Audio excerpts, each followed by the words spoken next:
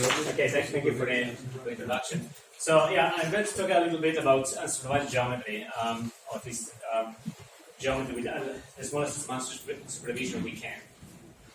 So what do I mean by geometry? There was a definition before, which was very nice, but for me this talk is actually more basic. So what we want to do is give an image, produce some sort of geometric description of the contents. This could be as simple as a bounding box of an object, it could be a mask, it could be a bunch of key points, it could be a segmentation for the parts. So this is a kind of 2D geometry. And then you have something like 2D and a half, so a mapping from the points of the object, or the image of pixels to points of a 3D model of the object. Like that's an example from dead scopes. Or we can have a fully fledged 3D reconstruction. So you get a person here, you want to get an 3D model parameterized that reproduces the shape, the 3D shape of this person in this particular pose. Okay? Now, with deep learning, we know that we can solve a lot of these problems very well. You will notice that, differently from previous talks, I'm going to focus a lot on not reconstructing specific instances like a scene or specific objects, but rather looking for the considering problem of reconstructing objects of a certain category, like people or animals. All right. Now, this is where deep learning really helps because you can learn the priors that we need to do to perform the reconstruction. Now, the way this can work very well these days is by using supervised learning. So, supervised learning, as you know, we have a bunch of images as input. And we have someone that has labeled them for us. In this case, that's an example from AD20K.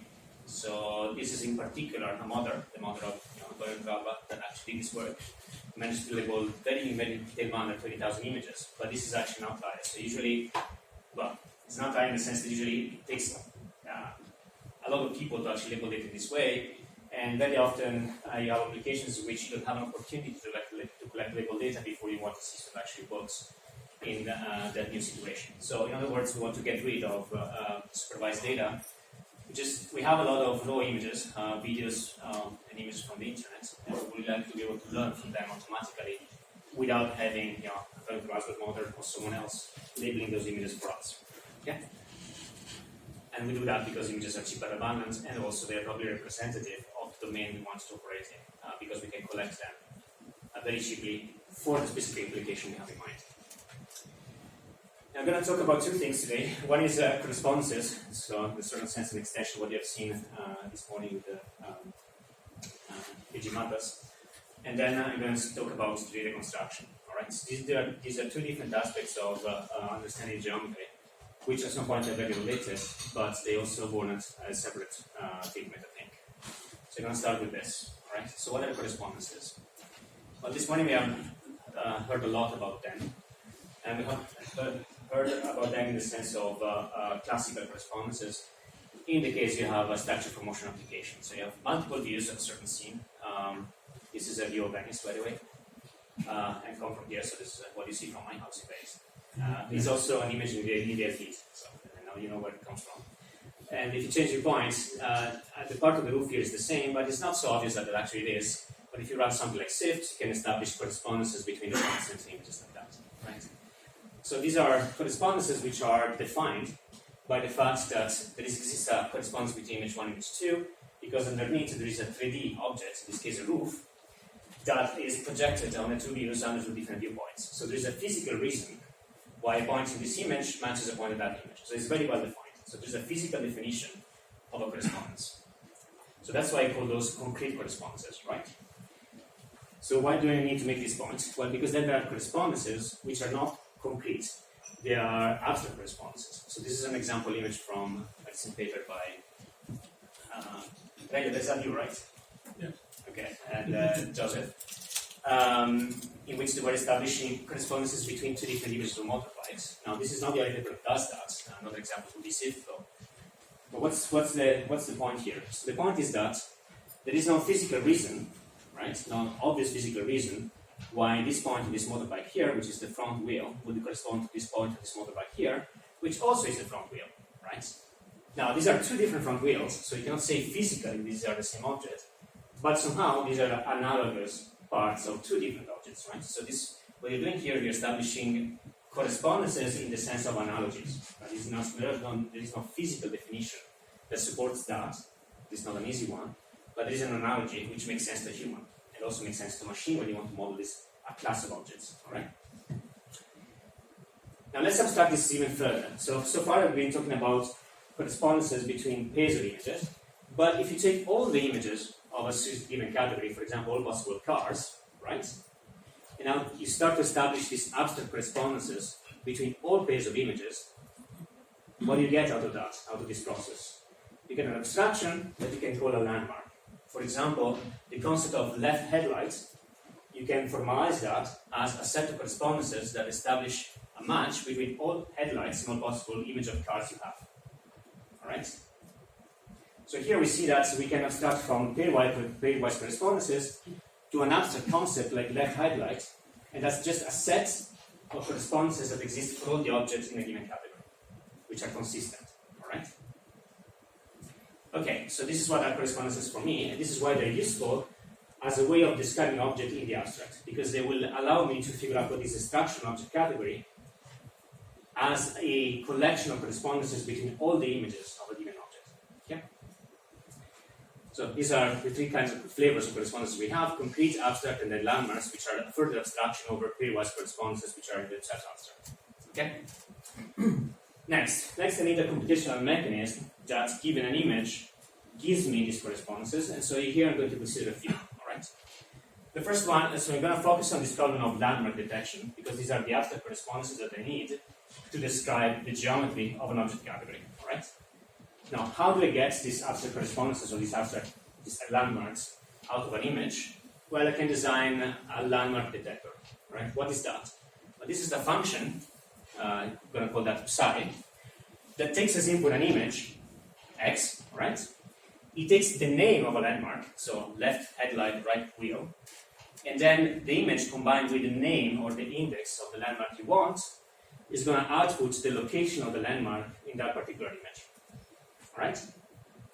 Now this is a bit confusing perhaps, because there are two inputs to this function. One is the image, where you want to seek the position, for which you want to seek the position of the landmark, and there is which landmark you want. Okay? But effectively what I'm doing here is I'm designing a function psi, which eventually I'm going to learn as a bit network, okay? That given an image establishes a mapping between the space of landmarks and the space of pixels. Alright? So now when the function like that, I can name any landmark, you can give me any image, and this function can tell me where the landmark is found on this particular image. So this is a set of sparse landmarks. But let's generalize that a little bit. Suppose that now instead of having a discrete set here, I have a model of my edge surface. So what's the change here? There's almost no change. The only difference is that the space U of landmarks, okay, is not a discrete space anymore. It's a continuous space where each landmark is represented as a point on a surface. Okay? So now with this, I can design a dense landmark detector that for any point on my object surface is going to tell me where this point lands on this particular image of the object I have. Okay? So this is just a generalization of the concept of landmark from sparse to dense. Okay? And this somehow gives me a coverage of the entire surface of the object, an understanding of the whole geometry of the object, if you like. Now you will notice something here, that I purposefully chosen a model of the car here, which is not the same car you see in the image. Why? Because here we're not so much interested in modeling the 3D shape of the car, just at least not yet. What we want is just to have a list of possible surface points on the car. So what I need is something which is topologically equivalent to that. There is a sort of continuous mapping from the actual 3D shape of this guy to the 3D shape of that guy. And that's enough to be able to name, to point out each one of the landmarks that we can hope to find on a car. Okay? In particular, let's abstract this away one level more. I can replace this guy here with any shape that has the same topology, for example, a sphere. Okay? This is a bit confusing perhaps, but believe me, this is actually useful computationally in some cases. Right? Now what this means is that my sphere here is a collection of names for landmarks. So there's going to be a point on the sphere here which corresponds to this particular left headlight, and another point which corresponds to the right wheel. And the collection of these points has the same topology as a sphere, so you can just represent that as a sphere. Right? If you like, this is you can think of this as a UV map for the coordinates of the surface points of the object. Okay? So now I have a landmark detector that takes as input an image, takes the name of a landmark as a point on the sphere, and is able to find that point onto my image. Okay? Alright. So I have correspondences from concrete to abstract, and now I have detectors discrete, dense, and then this topological version of these dense Lambert detectors. Okay? Now let's see another concept which is related to that, but in an interesting and maybe not completely obvious way. I mean, maybe it's obvious to some of you, but maybe not to someone else. All right? Okay, so here I talked about landmark detectors. Now let's look at a different concept which is used a lot in computer vision for establishing correspondences, and that's the concept of a descriptor instead. Okay, what is a descriptor? So the descriptor is a function. So before the function was called psi, now I'm going to call it phi, just more confusing. But they do that because they're related. All right, so there's a reason. All right, so what is a descriptor? Well, a descriptor is a map that takes as input an image x that you want to describe. I'm going to consider the dense descriptor, so this function is also going to take a pixel coordinate p, so a point in the image, and it's going to attach to that point a vector. A vector which is supposed to be somehow distinctive for that particular point. What does it mean to be distinctive? It means that if I take another image of the same object and I compute the descriptor for the analogous point here, so there's a correspondence between this point and that point, then the two descriptors should be close in descriptor space, which is just a vector space, right? Now this means two things effectively. One is that these descriptors are invariant, because when I go from here to there, the descriptor is not changing despite the fact that the car is changing, maybe also the viewpoint is changing. But the other thing means that if I pick two different points on the cars, like the headlights as opposed to the back mirror here, then you get different descriptors. So they have to be both invariant and distinctive. And we all know that with the vision this is like a given, right? So this is a standard definition of descriptors. It's so standard that stuff like SIFT was designed to be just like that, right? So it's a vector attached to points in an image, could be sparse or dense depending how you compute it. And these descriptors are viewpoint invariant and they're also distinctive. Right? So I'm not saying anything controversial here. But what about landmarks? Well, suppose I compute which landmark lands on this particular image points in my image, right? So I pick a pixel P, and then I look on my sphere, which is an index, it's the space of indices of landmarks. I look at which landmark lands here, right? So this is just a point on a sphere, so a two-dimensional vector. Okay, so why don't we call this a descriptor? It is a descriptor because it's computed by a function that takes an image, takes a position in the image, which is a point P, and returns a corresponding vector, except now the vectors are not d-dimensional or 120 dimensional as in SIFT, they're just points on a sphere, so they're two-dimensional descriptors. Okay? But they are still descriptors, nevertheless. So now I have somehow an association, a mental association between landmarks and descriptors to this picture. Okay? Now, in particular, you'll notice that if I look at two different images of a car, then the landmark that I found here and here is the same two-dimensional vector. And if I pick two different points on the car, like I go to a different part of the geometry, then the output here should be at different points on the sphere. So these points are exactly in the same way as these were, invariant and distinctive. The only thing that changes here, apparently, is the output space. Before it was a generic d-dimensional vector space. Here is a sphere.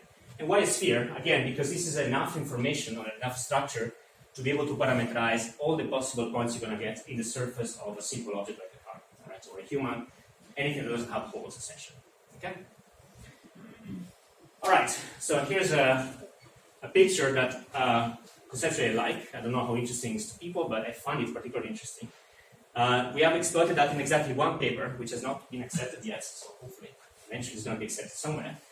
But I think it captures maybe a simple idea that people sort of realize implicitly, but it states it explicitly here. So this is a relationship between a descriptor and a landmark. What is it? So you see here four different images of people. The first two is the same object. Obama can excuse me to call him an object, but it's the same physical object, right? And then goes some viewpoint changes some deformation. This is Washington, by the way. I think at least, yeah, pretty sure. And so when you compute an invariant descriptor, what does it mean? It means that you're mapping points on the Obama space to some high-dimensional vector space, could be SIFT, in such a way that if you change the viewpoints, maybe there's a bit of deformation, then the vectors here don't change because these both come from the nose, right? But if you compute now the descriptor for the nose of Washington, well, because there's a viewpoint change here, you expect the descriptors not to change, but because you're changing the instance of the object you're looking at, there might still be a difference between these two things here, right? Now, if you move to landmark space, what happens is that these two guys map into the same two-dimensional point, because these are both noses, right? There are 4 instances of noses. So you get this hierarchy in which, as you go down this slide, you get lower dimensionality, but you get more generality. So you're essentially getting descriptors of your object, which are more general. So before you only get instances to match, and now you get cross-instance matches as well. All right? Now we can try to use this concept to actually learn these landmarks. All right? So this is a summary. So I have an image, I have my landmark space, and I have a function which is a detector that goes from the image to the landmark, and have a descriptor that goes from the image to the landmark, and a detector that goes from the landmark to the location in the image. And I can do that in 2 variants. One is the actual landmark idea, and then there is the ordinary descriptors, which are very similar, except maybe you don't really have usually a map that goes the other way around. Okay? And in theory, to go from here to there, you can take something like SIFT and abstract it even more by computing a descriptor of the descriptor until you get something which is general and transferable enough across instances. All right, so that's the philosophy of correspondences, right? Let's see how we can use this for learning. Now, learning, we want to learn this in an unsupervised manner, so we don't want anyone to tell us what corresponding points in different objects actually are. And now this is a little bit difficult. I mean, it's already difficult if you do it for a single object, but we have seen, for example, in monodef that now we can do it very well. But in that case, the trick is that you can use column constancy to actually do the matching. So you know that the 2 images are the images of the same object, and if you change the points, you can deform one into the other, and they are going to match in terms of the intensity of the pixels.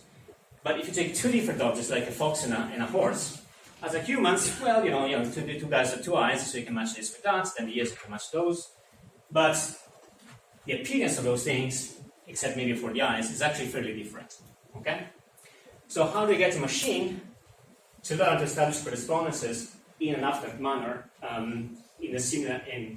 as human is actually able to do? Now, I'm going to discuss a few principles to try to do that. There are many. Well, actually not all that many. There are maybe 4 or 5. Here are the 4 that I consider in my research. Factorization equivariance, conditional generation, cycle consistency, kind of. In the sense that exists, and we did a little bit of work which is related to that, and then 3D modeling. For now, we're going to see mostly in these 2, all right? So what we're trying to seek here are for statistical principles that allow us to establish correspondences between images of the same object category, despite the fact that there is a lot of variation in the appearance. Okay? So let's see the first one here. So what do I mean by factorization of correspondences? All right, suppose we have 2 images of an object, right? And someone, God, gives us a correspondence field. So that's a map G that takes every pixel in the first image and maps that the corresponding pixel in the second image. All right, so we have that. Someone has given that to us. We'll see how to get it later. And we have 2 images x and x prime that contain these points. And what we can notice is that if we take our landmarks and we map the pixel here to the corresponding landmark there using a descriptor, if you like, and then we take the landmark here and with the detector we find it in the other image. Then we have factorized or broken this arrow in 2 arrows, one which goes from image to landmark space, another one which takes the corresponding landmark and finds it in the other image. Right? So you can write this formally as saying that G, which is a map between pixels to pixels, decomposes as phi x composed with phi x prime to the minus 1. So this is just a formal way of saying that you establish this cycle. Okay? So this is factorizing in the sense that G is a bit of relative information. It tells you how this image here is related to that image there. Okay? That's a relative statement between image x and x prime. What we're going to do is we're going to factorize that with some information that goes from the image to the landmark space, and then you do that the same. So you do that the other side of the slide. So you take the image and you map that to the landmark space. And these 2 things multiply together in a way, or combine together in that way, more precisely, express this relative information through something which is absolute, which is your landmark space. Okay? So we are decomposing relative information, relative geometry, into absolute statements about geometry by defining these landmarks. Okay? So let's see how we actually can use this. What we're going to do is, so here I have just two genetic images, right? So, but the problem with that is that the one gives me G. So what we're going to do is, we're going to generate this by synthesizing a transformation G. So we take an image of the object, the image of a car, we sample an affine transformation, so we know it, and then we generate X prime as a deformed version of the first image. So we actually know that, right? And now we can rewrite the exact same equations, except that X prime is obtained synthetically from X by applying synthetic work. Okay, so then the equation that I had before becomes that. So what I'm doing here is I'm factorizing image warps that I sample synthetically. Okay. Now I can go from here to there. What's this change here? Well, all I'm doing is I'm taking this guy and I'm moving it to the other side of the equation by taking out the inverse. So I'm going to do that. And now this is just another way of rewriting the same idea, but this emphasizes the concept of equivariance. What does it mean to be equivariant here? It means that 5 to the minus 1 here, that would be your landmark detector, right? So it depends on image X, but if you deform the image to apply G to X, then that deformation effectively pops out. So you see that phi minus 1 of Gx is the same as G of phi minus 1x, right? So this is what it means to be equivariant. It means that you change an argument of your function, and the function is structured in such a way that that transformation pops out. Okay? You change your inputs, your output changes in a similar manner. Okay, so enough theory. Let's see how we implement that in practice. This is a way of using this concept. There are others. So we take an image as input X. So this is a 3 by H by W tensor, 3 because you have color image, RGB. Okay. Then we are going to train a network which I call a landmark labeler. This would be, if you like, your landmark-like descriptor that maps each point in my image to a two-dimensional number vector, which is effectively just a point on the sphere. So what this means is that my network will replace every pixel with a coordinate of the corresponding landmark on the sphere. So the index of the landmark, if you like, right? And by a single application of the network here, you're going to label all the pixels in your image. So the image is going to be converted in a sort of a UV map for the object, if you like. Okay? So that's how we represent our landmark detector, or in fact I should say descriptor, with a deep network. So how do we train this? Well, we're going to do this. So we take our image, we run our landmarks, we extract them like that, then we sample a random transformation G, so we synthesize a new image Gx, we might apply some transformation to promoting bias. So I think here there's also a color change a little bit, but we just want to be biased to that, so it doesn't matter. And then we apply the same network, the same landmark label, so we extract the key points or the landmarks from this image here. I'm just plotting a few, but effectively this is dense, all right? But for sake of simplicity, I'm just emphasizing a few. And then what we do is we look at those landmarks. That's very easy because now these are just landmark indices. So I can say landmark 1,1 in this image go with landmark 1,1 in the other image. I can just find the correspondences, and this will gonna estimate field G hat. And the point is, because of the equivariance, G, the transformation that I sampled, which I know relates these two images here, must be the same transformation that is determined by matching the landmarks I have extracted. Okay? So what does it mean? It means that all this process, so we have a semis architecture, we run the network twice on the original image, the transformed image. I match the resulting landmarks, which are dense. They also have a sparse version of that, but say these are dense. And by matching this in a very simple manner, by the way, I get an estimate of which transformation exists between two images, and what I get here must be the same transformation we get there. All right? Okay. So if you do that, this is sort of results you can expect to get. So you see here the images of cat heads, and these are, so it's a bit low resolution here, but you can see how they have been sort of aligned to sort of sphere, and the sphere has been flattened for the purpose of visualization. And you can see here also for faces that we are going to sort of, so these colors here represent how you are mapping pixels to your sphere. It's like a UV map. And you can see how these sort of kind of roughly align the faces together. So you see, despite the fact there's quite a bit of variation in the input here, you see the now noses are more or less in the same place, mouths are more or less in the same place, etc., etc. Now, you might wonder about something. So where is this information that mouths and noses and eyes should align here coming from? It's not so obvious, right? Because if you look at how this has been trained, when I train my semis architecture, I only provide as input synthetic transformation of one instance at a time, right? right? So there is no obvious reason why the model should learn in this way to align mouse with mouse when you change the object instance you're looking at, right? Because this is not enforcing the training in any way. But if you try in practice, for all cases we tried, it tends to do that automatically. Why is that so? Well, the only explanation we could find is that because this is trained with a single network, which is run over thousands of these images, and the images actually change when you do the training, somehow the generalization capabilities of the network pick out on the analogies that your brain would. It's not a very good explanation of what this happens, but it's essentially an argument of generalization. So because the network tends to generalize, then it tends to generalize also in terms of establishing geometric correspondences between your objects. Yeah. Now, there is lots of work that is using this idea in a way or another. The first paper we had on this was about learning key points, not for structure for motion. So instance matching. This is 16. Then we have done a bunch of other works, and I'm sure this is related to other ideas of other people in the community as well. Which, however, I not listed here, so sorry about that. So there are a few more papers which also are building on these ideas. Okay.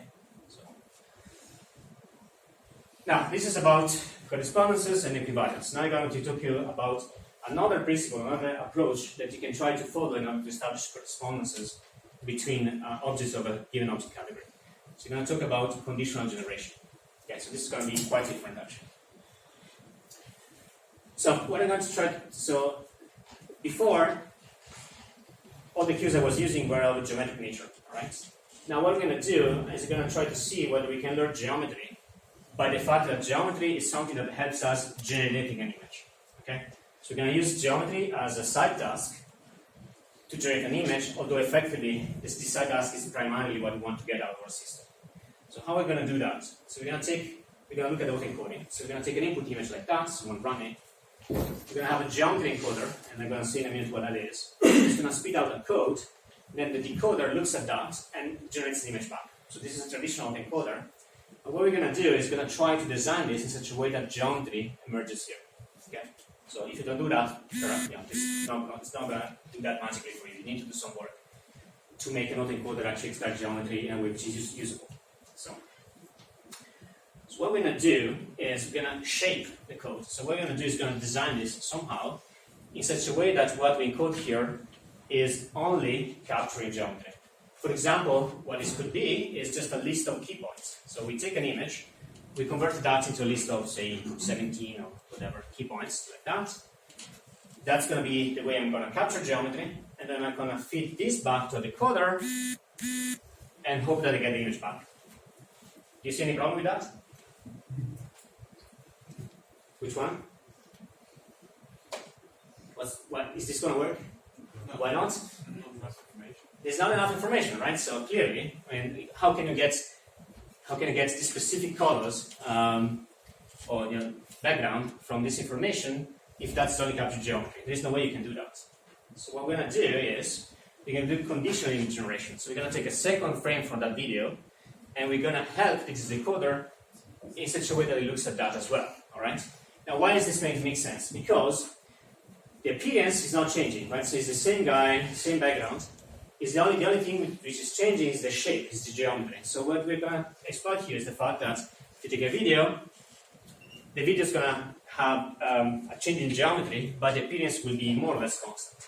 So now we can design this network in a way which will actually make sense. So we solve this problem, all right? Okay, so that's the first idea, conditional image generation. By the way, this is actually really powerful. The other thing is that now you have this decoder has enough information to do a pretty good job here. So you don't actually need GANs or anything so complex. Well, maybe I shouldn't say that, but so anyways, it simplifies the decoding task a lot, so it's not so hard to generate this image once you have appearance information and geometry information. So it's not a very hard generation task you're asking the model to solve. Okay? Okay, now, the next step is not obvious that it would follow from the previous one, but it actually worked quite well when we tried. So what we want to do here is we want to look at the problem of taking an image and extracting geometry as the problem of image translation. Okay, so what does it mean? It means that we're going to look at the network here, which is an image translation network, something like CycleGAN, that takes as input an image and produces as output another image which we hope is an encoding, a direct encoding on the geometry. So in practice, this might look like a skeleton. All right? So instead of working with a list of key points, we replace that with an image of a skeleton. These which are kind of equivalent in terms of the information content that they have. And you might wonder, why do you bother generating an image when all you want is a list of key points? Well, the reason is that it turns out that these networks that do image-to-image translation work very well. And maybe one reason why they do that is because there is a correspondence, spatial correspondence between your input and your output. All right? So we're going to exploit the fact that this image translation network work well to try to make this work. All right? Now, how do we encourage? So if you just do an image-to-image translation network like that, there is no reason why it's going to look like a skeleton. So what we're going to do is add a discriminator here, which encourages this to actually look like one. All right? So if you look at this, you can think of this as a half a cycle gamma. All right? Half because we're not going to try to also go back. We don't need to do that. All right? So anyway, cycle gamma will have another cycle that this doesn't have.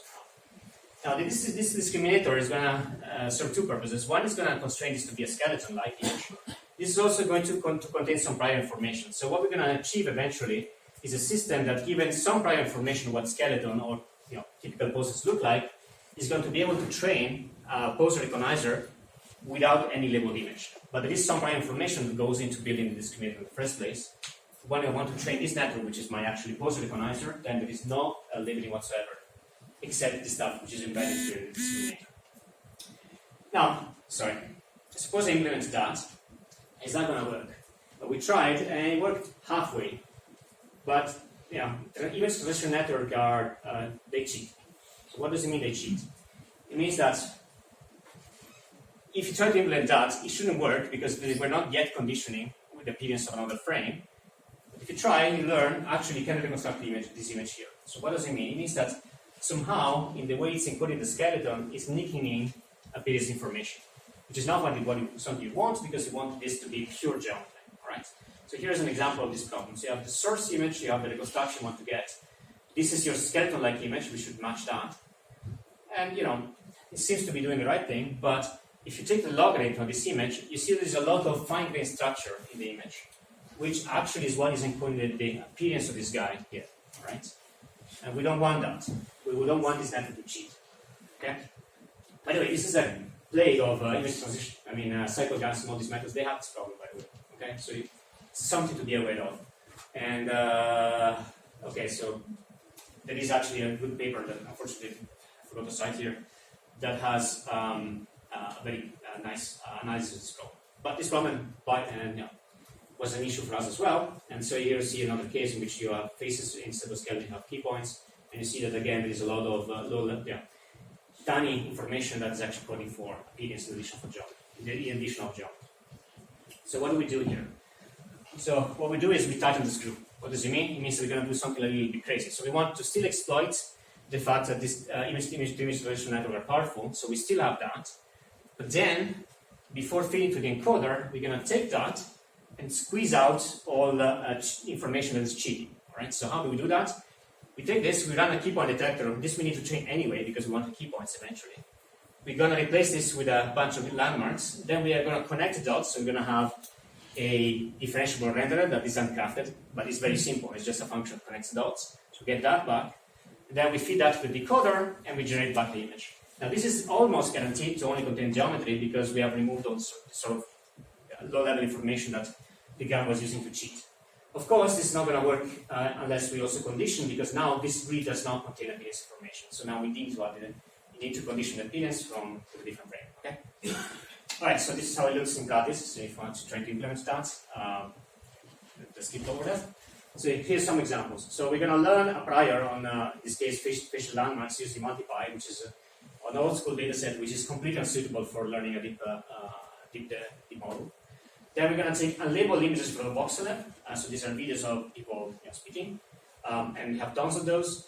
We're going to, given this prior, these are not labels for this data set. These are labels from some other data set, which is we're not going to use, the images of which we're not going to use. Even the prior that we capture from this, that we're going to use to train our discriminator network.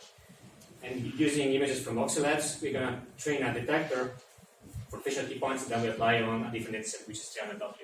And so this is what it looks like.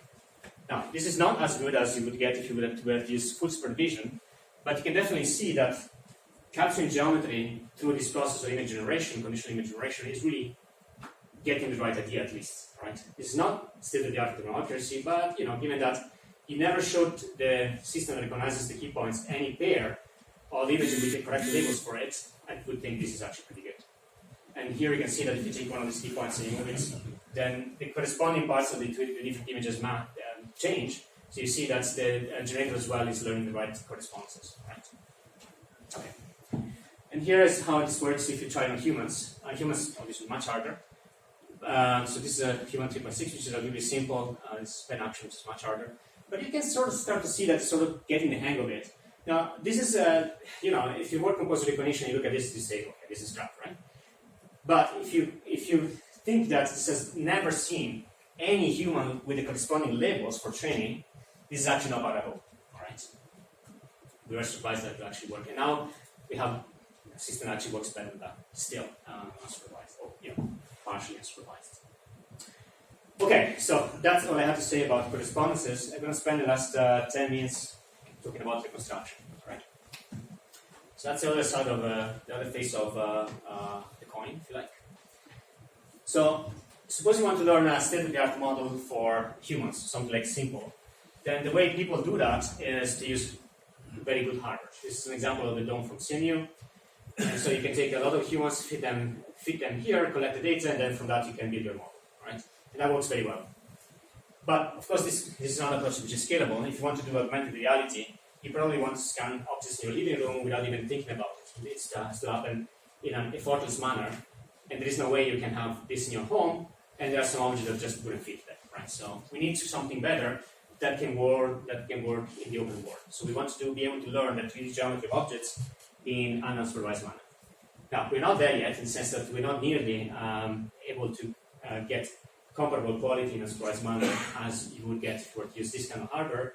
But, slowly we are approaching that, I think.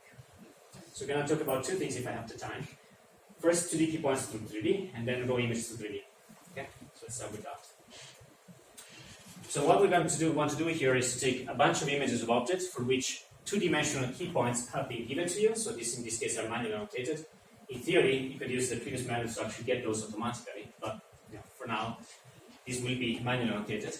And from these key points that are manually annotated, we want to get a 3D model of the object category, so the formable category, right? So this is also known as no-rigid structure for motion. We want to model an object with like a human, which can change, and whose shape can change, viewpoint can change as well. And as input, we're given a lot of views of humans, but never the same human from two different viewpoints and the same pose, right? So it's just say images of couples, right? Or human 3.6, but from a single view, all right? So this is a sort of data you can expect to get in the open world, so when you have these complex multi-view camera systems.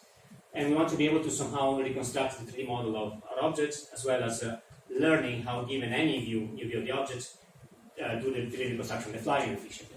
So what we're going to do is we're going to learn a reconstruction factorization network whose input is a set of 2D landmarks. These are just 2D object landmark positions. And as output is going to give us two things, two factors, which are three-dimensional. The first one is going to be the 3D shape in terms of the 3D points, and also the viewpoints, because what we want to do here is to reconstruct the object in a sort of canonical viewpoint, like a frontal-facing human, for instance. Okay? And we want to do that without any other supervision, other than just looking at these two-dimensional points. So how are we going to do that? So this reconstruction is viewpoint-free.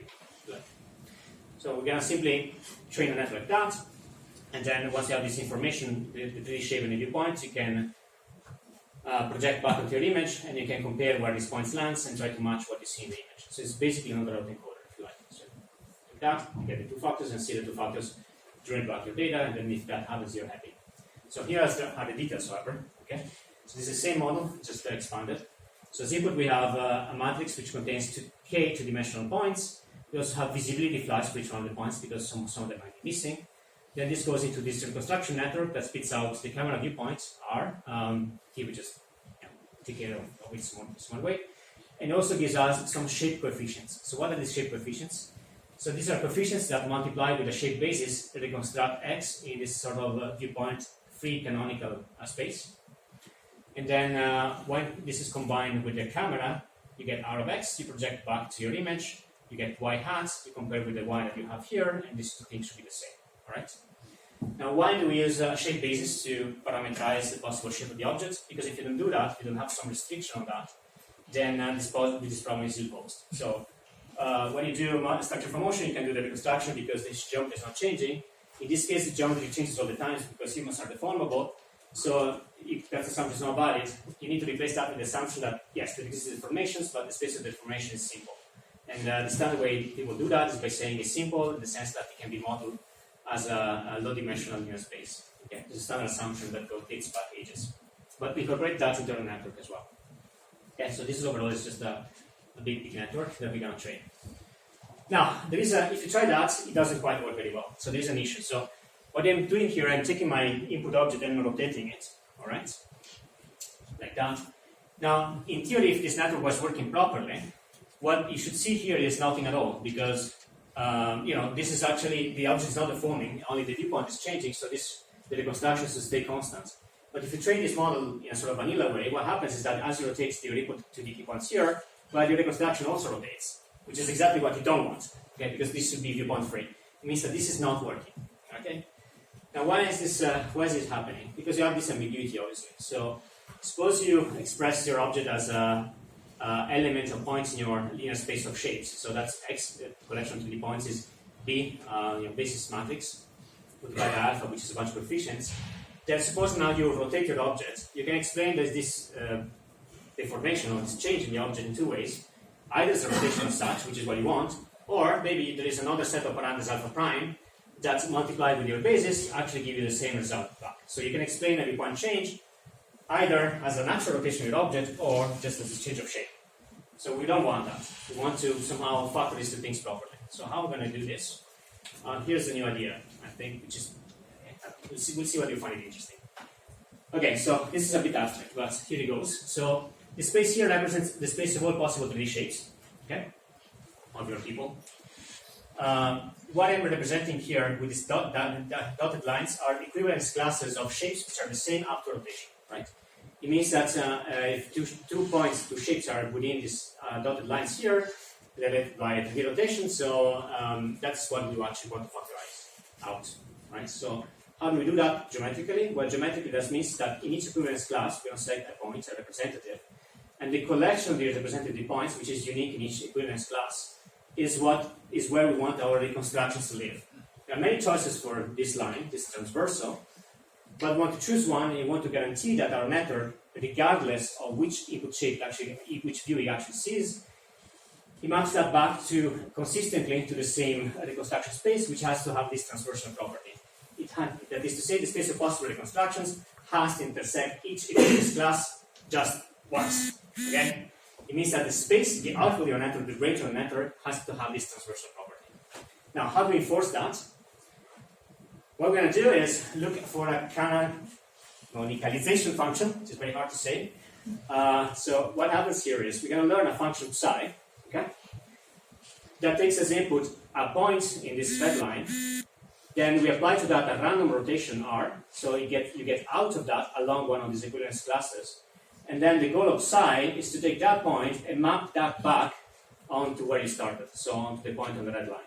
All right, so take a point here, apply a random rotation, get out of that, psi must be able to take that and map it back here.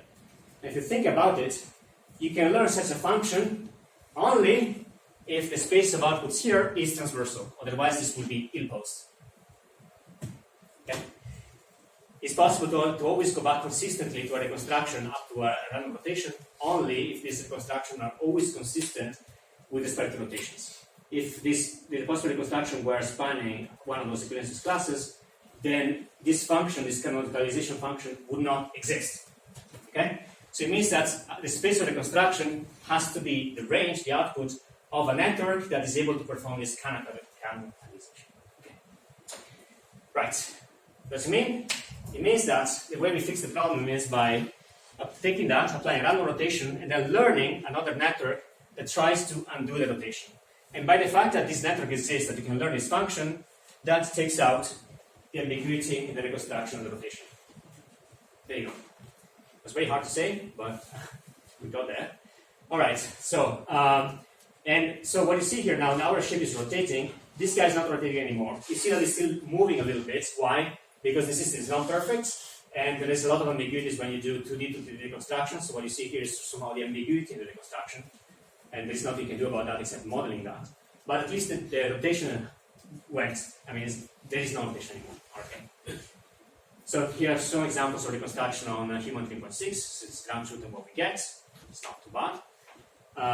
This is a comparison with state of the art, so which I think was post-GAN. This is what our reconstruction auto method got before we got rid of that problem with this chemicalization idea, and then this is what happens if you do that. Okay, so it's quite a bit of a jump. Birds. So again, because this only takes doesn't require ground truth, you can apply to any object categories for which you have key points. So these are birds, and these are some examples on Pascal 3D. Okay, so it's kind of working fine. And okay, this is in terms of knowledge structure for motion for object category. I think at the moment, this is for the art. I'm sure next conference is not going to be anymore. But yeah, for now. Okay. Right. Let's see whether I have time to maybe 3 minutes just to describe this very, very briefly. So this is another approach. To define an object category. But now instead of starting from 2D key points, I'm going to start from raw images like faces. The image is going to be simpler than in this case, but the result is that I don't need key points to actually do that. Right? So this is the first slide is an example of the results we're going to get. Then that's not going to be as good as what you can get with a proper face model these days. But the point here is that this works without any prior assumption on the model of the face, and it learns from single views, not multiple views of the same person, and there is no a priori model of the shape at all, which is what you would actually normally do for face reconstruction. And because of this lack of assumptions, and it means that we can also apply it for cats, and somehow it kind of works. Okay, not perfect, but still kind of nice, I think. So again, it's going to be another autoencoder where the geometry is going to live somewhere here. So you're going to take an input image, encode it and decode it, and the geometry will be represented here, and then we're going to optimize from the construction laws. This is what is inside. Inside is complicated, all right? But why? Because it turned out that if you spend your time to modeling these things properly, it actually pays off and the reconstruction becomes much better.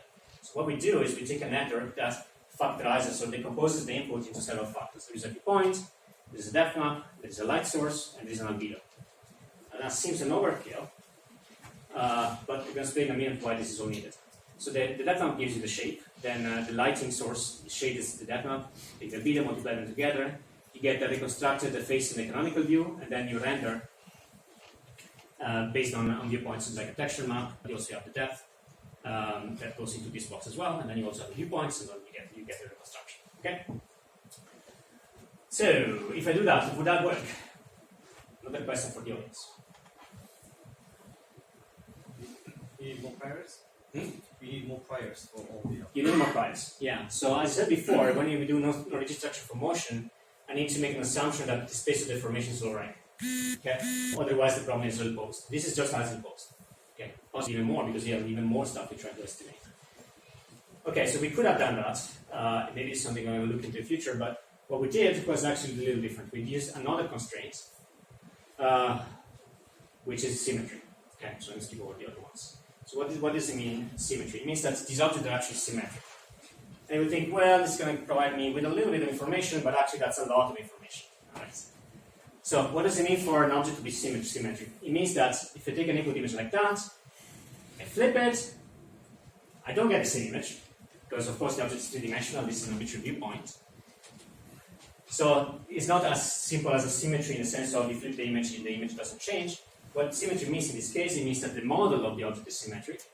And it means that if you take the input image here and the flip image there, then you can map that onto your canonical space, and now the points, because of this flipping that happens in the image, are swapped in the canonical space. They don't swap here like that, like a mirror symmetry, but if you map your image to the canonical space, they actually swap properly. Okay? So that's what it means for the object instance, in this case, to be symmetric. If this was an object category, it would be the model object categories and deformations to be symmetric, actually. So we have another piece of work on that. This is to follow the instances. That's for the albedo, but also the geometry is symmetric too, if you represent that in correct space. Okay? Now you also see, though, why we needed to carefully model illumination, because when you take a face like that and you flip it, the texture will have the illumination on the other side. So if you not compensate that properly by imagining how the illumination would change when you do this flipping, then the result will not be correct. So in order to be able to exploit symmetry, you also need really, at least for faces, to be able to model illumination properly, because otherwise that's gonna confuse your system. Okay? Alright, so symmetry. So once we have established these correspondences to our model, it turns out that you can reconstruct the geometry just from this information. Okay? It's kind of obvious. It's so much like you have two views of the object and you are matching the features. But in this case, matching the features within the same image means the the corner of the right eye matches the corner of the left eye, and so on. Given this information here is enough to do a single view reconstruction of this guy, actually, assuming that the face is actually symmetric, which is not exact. Okay. So how do we exploit that in our system? Well, we simply introduce a random flip after the depth estimation and the albedo estimation here. And this guarantees that this image has to be learned in a flipped invariant manner, otherwise when you apply random flip, you just break everything. But if this is actually symmetric invariant, then you apply random flip, nothing happens, and the system is still happy. So this is enough to actually constrain the system to learn something which is symmetric. Okay? Do something that if it wasn't symmetric, it would just make the system not very happy. Okay? And so this is just an ablation study of which factors are actually important. So this is the full model. This is your input. This is a synthetic data set, but it kind of works the same real data set. So the full model gives this kind of construction. If you don't have the symmetry here, you see that the reconstruction is very bad. All right? This really suggests that the one thing here that is really helping you do this reconstruction is symmetry. Okay, so this is very, very important too. If you don't have light, it messes up a little bit more. If you have this non-geometric symmetry, it also messes up, not as bad as not having a bit of symmetry, etc. But this really shows that symmetry here is what allows this model to learn to be geometry despite the fact that we don't have an explicit low rank constraint with the constructions. Okay, there you go, fine. That's the end. So that's 51 minutes, it's not bad, I guess. Correspondence problem, we have seen three things. This relationship between landmarks and descriptors, optimization and equivariance, and conditional image generation as two different clues that allow you to train some key point detectors in an invariant manner. And then we also see in the reconstruction problem two things: deep knowledge of structure for motion, and this general models use symmetries to actually be able to capture the shape on object category faces. Okay, that's all.